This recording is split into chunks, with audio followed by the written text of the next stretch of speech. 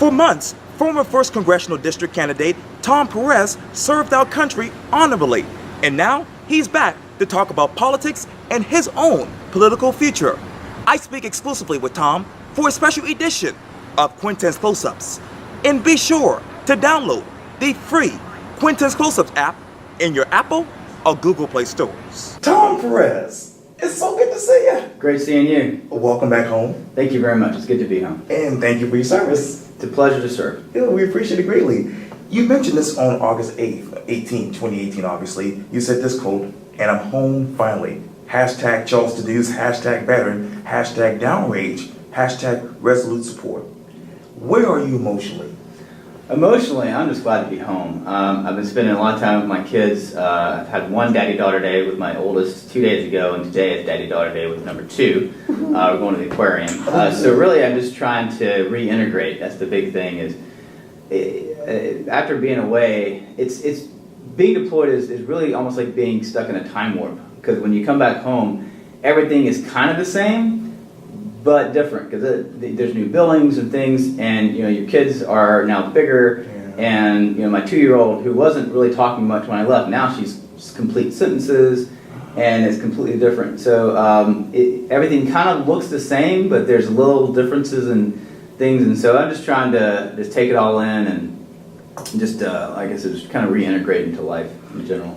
And before you had to go off to be deployed for our country, you basically were running as a 1st Congressional District Republican candidate. Obviously, you had to suspend that particular campaign.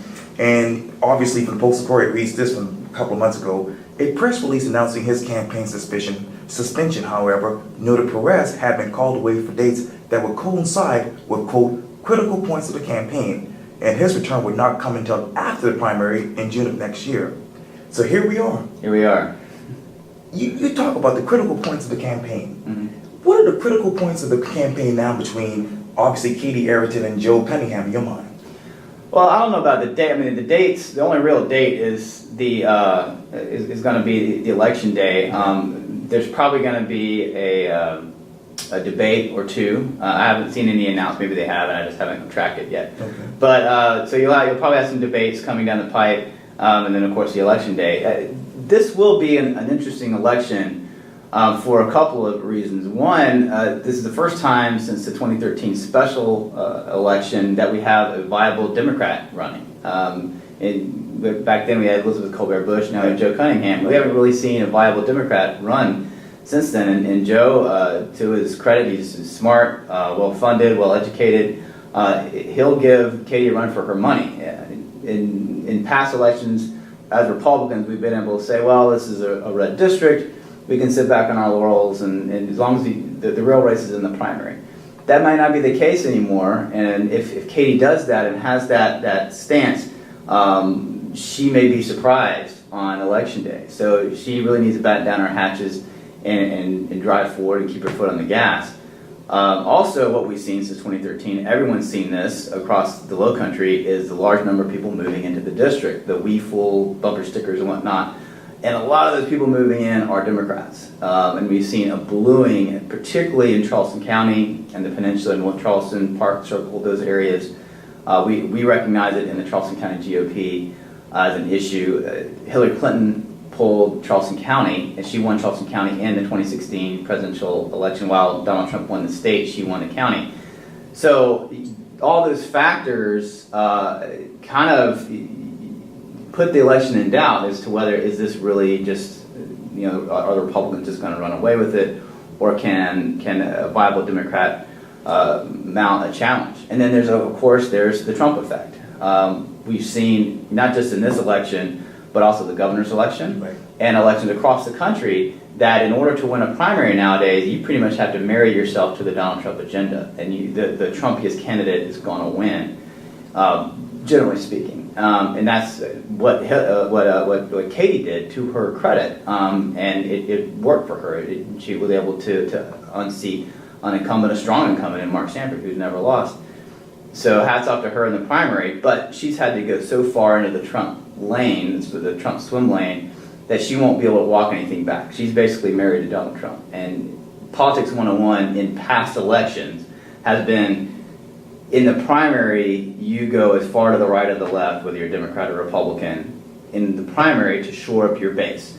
And then you kind of walk things back toward the center in the general election to get your moderates and independents, and try that's where the battleground is in your general election. But Donald Trump has completely changed the landscape of politics, especially in the Republican Party. So the question is, will that have an impact in the general election? In other words, are there people out there, and we talked about this in the last conversation about the concentric circles in the Republican Party. In the center circle, you have those diehard Trump supporters. The second tier are the people who like some of his policies but maybe disagree with how he speaks. And you have the third tier of people who don't like Donald Trump. Okay. Are there enough of those who are willing to defect and go vote for a Democrat in this general election? That's a question that will be answered on Election Day. I don't know the answer to that question. But I will say that there are some people in the Republican Party who are unhappy with him. So, but at the end of the day, it's still Republicans, and by and large, they still stand up and show up for Republicans in Republican elections. But those are some of the questions that I think will get answered on Election Day. And let me go to your Twitter page. Okay, please. Obviously, I just love this Twitter handle of yours. Okay. It says, "What would Tom do?" If you were a first congressional candidate right now, who would you want to go up against? Cunningham or Arrington? Who would I want to go up against? Yes, sir. Well, I'm a Republican, so I'd be running as a Republican. I'd be going up against Joe.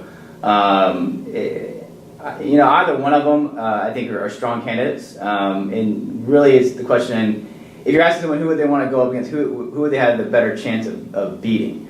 I still think that this is a Republican district, and I still think this is while things are getting more blue in the county, the district as a whole, which goes from Beaufort all the way up to Allendale, basically, and then out into Somerville and those areas, it's still red. It's on the red side of purple, is what I would say. So I think you have a better shot of beating the Democrat. And I obviously, and as much as I like Joe, he seems like a really nice guy, but I just don't agree with a lot of his policies. I just can't get on board with a lot of the liberal policies that you're seeing come out of the Democrats right now.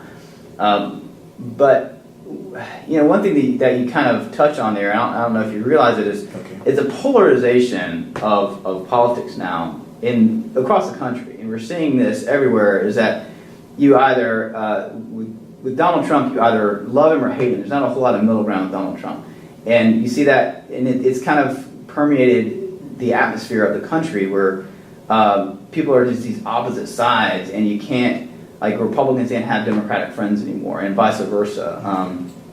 And that's kind of sad in a way. And I would like to see us kind of get away from that and kind of get back toward a civil discourse. And a lot of people want to blame our government for that, or blame our politicians for that. Well, it's our fault. This is a government of the people, by the people, for the people, not of the president. This is our government. And so if our governors and our representatives and our leaders aren't behaving the way we want them to, we need to communicate to them how to do that, because at the end of the day, they work for us. This is our government. And I'll remind everybody out there that the first independent president was George Washington. He was not of any party. He was an independent. And so partisan politics is something that came out afterwards. And while parties are a good way to organize and to rally behind a candidate, and I'm a Republican, so I'm a member of the Charleston County GOP, so I see the value in partisan politics. But at the end of the day, we've got to remember that our country and our community comes first. And obviously, you talked about the issues that you don't agree with Joe Cunningham on. What are those issues that you don't agree with Katie Arrington on? Well, I don't think that the job of Congress is to be a rubber stamp for the president, regardless of who the president is. And that's more or less what she said, that she's like, I'm with Donald Trump all the way. We have three branches of government, judicial, executive, and legislative, for a reason. They're supposed to be checks and balances of each other. And the job of your congressman or congresswoman is to represent the people in that district, all the people in the district. She won the primary by barely 50 plus 1%, 50.55%, I think. So there's a number of people out there who voted for her opponents. So those people agree with her, and those people want her to vote in the way that she described it. But me speaking honestly, that's something that I would disagree on. Is that I don't think that it's the job of your Congress to just vote in to say I will vote in lockstep with the president no matter what, and that's kind of what she's said. It's one thing to agree with the agenda and agree with the strategy, but there are times where the president may make a decision or may put something out there that your constituents disagree with and aren't in line with, and we've seen that over the past couple of years, like the omnibus bill. The vast majority of people in this district, including Republicans, were not in agreement with the omnibus bill, even though the president signed it. The Ryan Care, there's a big debate about Paul Ryan's attempt to repeal and replace Obamacare. While the president got behind it, a lot of people here in the district did not, including Trump supporters and fellow Republicans. So there are some areas where I think that it's the job of your representative to represent you in the district and not necessarily always be just that rubber stamp for the president. And obviously she suffered the devastation a couple of months ago when she was in a deadly car accident, involved in a deadly car accident. Where were you emotional with that news?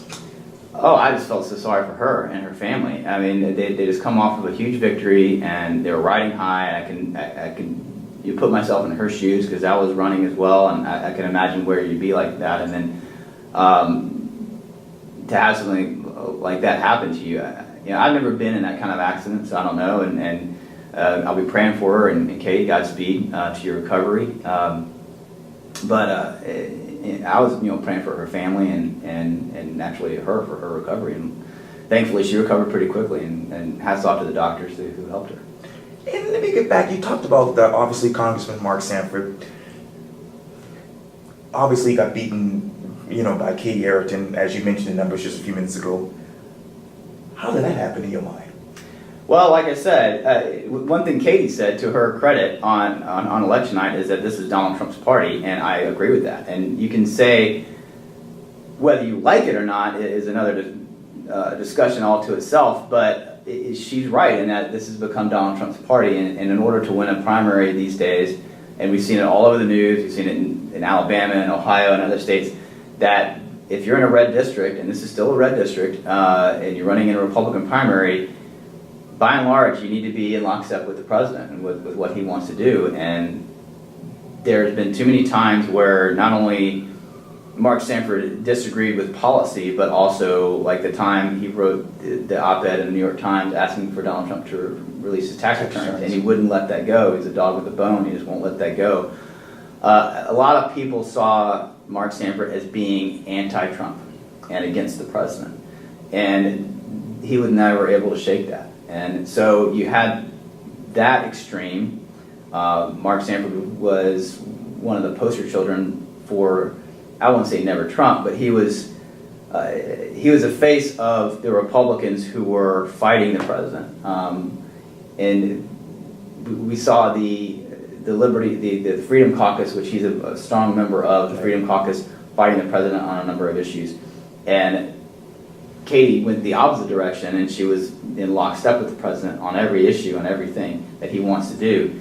And so, and that's what the Republican voters in this district, at least 50.55% of them wanted to see, and they came out and voted for her. And one thing I'll say is, hats off to the Charleston County GOP, and this was one of the best turnouts we've seen in a primary in a long time. I think in the 2016, the same primary, it was like a little bit less than 8% of the vote, like 7.5% came out. I think this was somewhere around 20%, which was huge. So we saw a lot of people come out to vote this time, and that's always a good news story. And as we sit here right now, what are those three big issues in your mind when you think of the 1st Congressional District? Three big issues. Well, one of them, and we've seen the debates already going on about this, about the offshore drilling. Right. That's a big issue. And we were trying to look at, obviously talking about congressional issues. These are going to be national level issues. So offshore drilling is going to be one of them. When I walked in before the interview started, I was talking about parking. Right. That's a big issue for Charleston, but obviously it's not going to be, you're not going to see that on the president's desk, talking about the cost of parking in downtown Charleston. But in addition to the offshore drilling, I think healthcare is going to continue to be an issue. Okay. That was one of the things to repeal and replace Obamacare, and to shore up the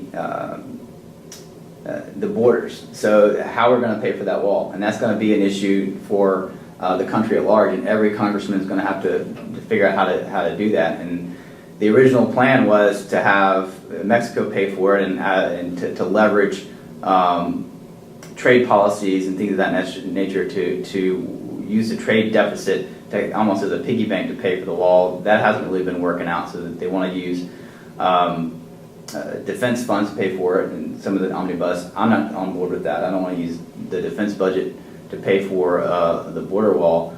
But so that's going to be a key issue for the president, because that was one of his main campaign promises, was the border wall.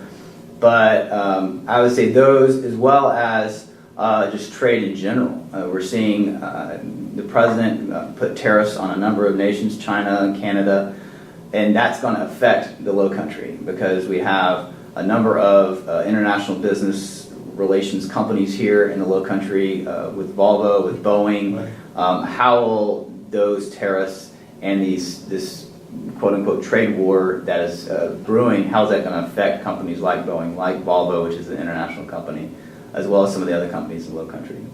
And let me get back to your Twitter profile. It reads this: leader, defense expert, consultant, Navy Reserve officer, former submariner, Navy diver, father, husband, Citadel alumni. What's that one word to describe your political future? The political future is, I guess, wait and see kind of a thing. So the reason I went into politics isn't because I wanted a career change. I'm not looking to become a politician, quote unquote. I decided I saw a need and a gap in representation here in the Low Country. And I felt that I was the best person to fill that I was, with my education, with my experience, that and what I wanted to do would help this community and help this district. If I run for something in the future, it's not going to be something, well, I think I can win this, and I want to do this for my political career, my political future. It'll be for the same reasons. And one thing that you have to remember, and it's hard to remember when you're running for an office, is why you're doing it. What motivates you? Is it the chase? Is it the attention, the limelight? Or are you doing it for the right reasons, and that you genuinely want to help your community, help your country, and do its best? And I pride myself in doing the latter and wanting to maintain that. And so I'm not going to run for the sake of running. And if you ever see Tommy Perez or Thomas Perez or Tom Perez, however I say my name, if you ever want to see my name on a ballot again, you'll know that I'm doing it for the right reasons. Tom Perez, thank you so much for your time. I really, really appreciate this. And I'm glad the camera fits without the tripod. Thank you, Jesus in heaven. My pleasure.